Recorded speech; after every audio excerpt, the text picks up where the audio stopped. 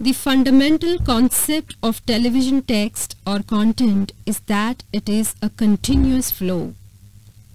Movies, dramas, series, serials, news, game shows, music videos, documentaries, reality shows, you name it, content flows ceaselessly.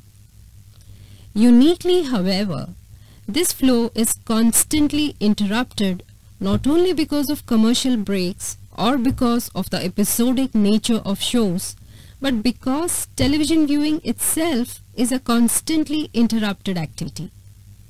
The narrative is thus broken up into segments.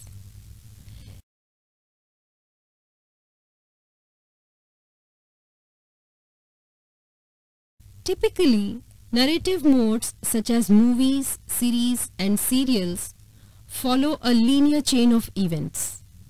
The story is structured on the chronological succession of events, like the narrative invariably has a conflict, followed by the building of an enigma and ending in a resolution of the conflict.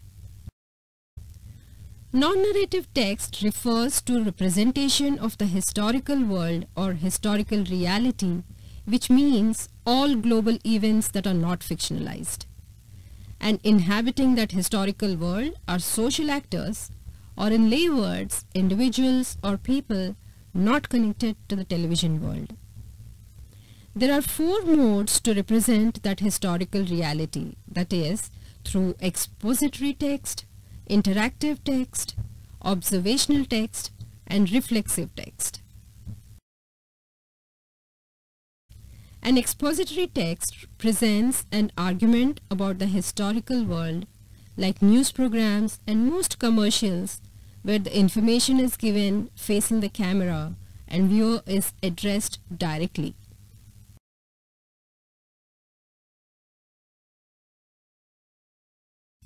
Interactive text represents the mixing of the historical world with elements of the television world.